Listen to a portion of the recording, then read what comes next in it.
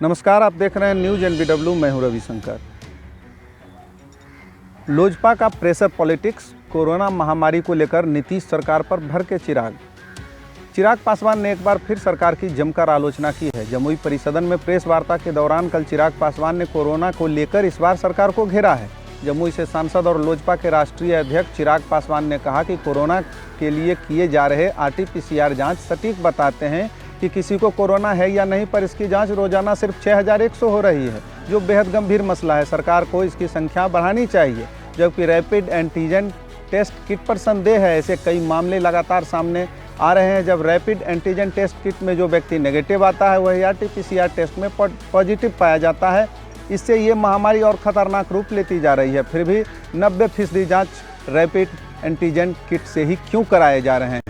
अपने करीबियों और कार्यकर्ताओं से बात करते हुए चिराग पासवान ने कहा कि जब तक वैक्सीन नहीं आ जाता तब तक सोशल डिस्टेंसिंग का पालन करना और मास्क लगाना ही एकमात्र उपाय है जिससे इस महामारी से बचा जा सकता है। हालांकि इस दौरान खुद चिराग और उनके कार्यकर्ताओं द्वारा नियमों का उल्लंघन करता देखा गया। न सोशल डिस्टेंसिंग नज़र आई, न मास्क नज़र आया, जबकि चिराग सामने बैठे थे। बहरहाल ये सही है कि रैपिड एंटीजन टेस्ट किट पर विश्वास नहीं किया जा सकता, क्योंकि अक्सर ये देखने को मिला है कि जो व्यक्ति रैपिड एंटीजन किट से जांच में नेगेटिव पाए जाते हैं वही RT-PCR टेस्ट में पॉजिटिव पाए जाते हैं।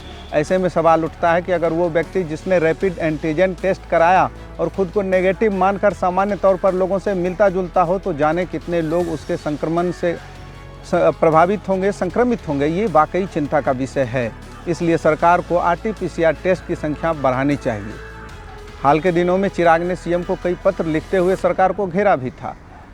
उसके बाद पप्पू यादव से चिराग की लंबी मुलाकात की बात सामने आई।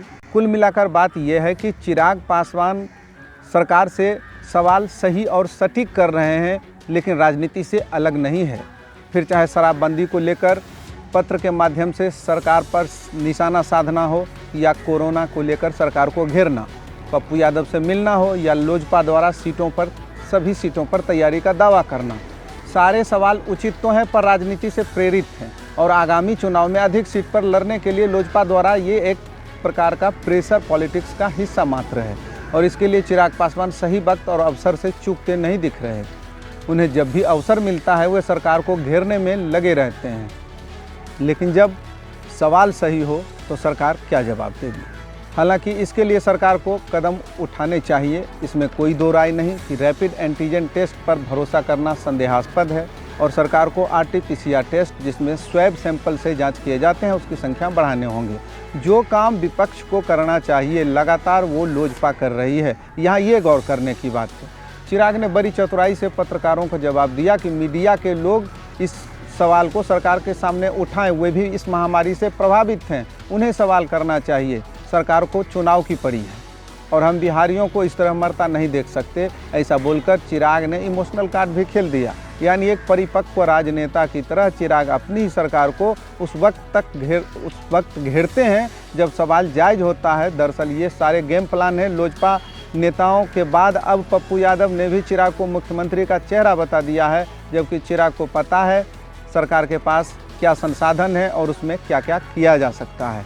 आप भी देखें किस तरह सरकार को चिराग घेर रहे हैं। हालांकि भाजपा ने आज स्पष्ट कर दिया है कि नीतीश कुमार ही CM चेहरा होंगे और उन्हीं के नेतृत्व में चुनाव लड़ा जाएगा, जिससे चिराग के मंसूबे पर एक बार फिर से पानी फिर गया है और तेवर तल्ख हो गए हैं।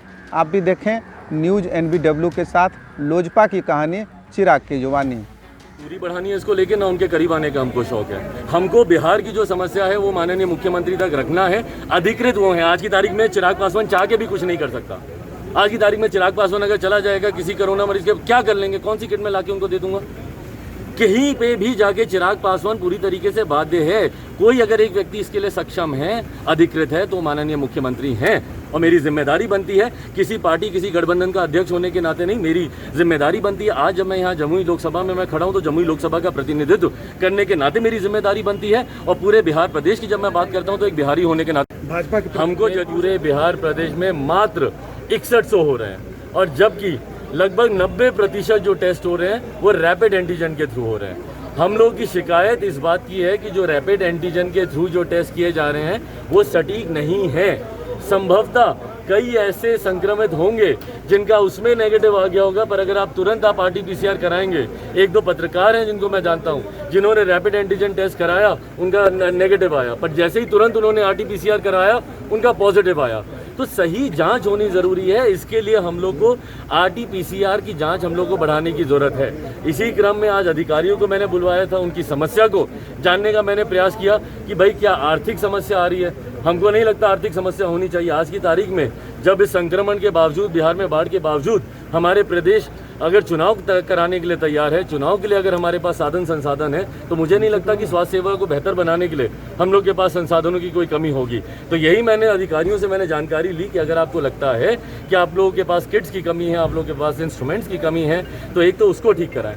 दूसरा, सबसे बड़ी चिंता जो प्रदेश भर से आ रही है वो इस बात की है कि जो आइसोलेशन सेंटर है उसकी व्यवस्था ठीक नहीं। भैया ये समस्या आ रही है, आप लोगों के भी संज्ञान में समस्या होगी। आपके एक पत्रकार साथी थे जो इस परेशानी से गुजरे हैं, तो आप लोग जो सच्चाई है रखिए। हम तो बोल ही रहे हैं, हम तो बोलते ही रहेंगे।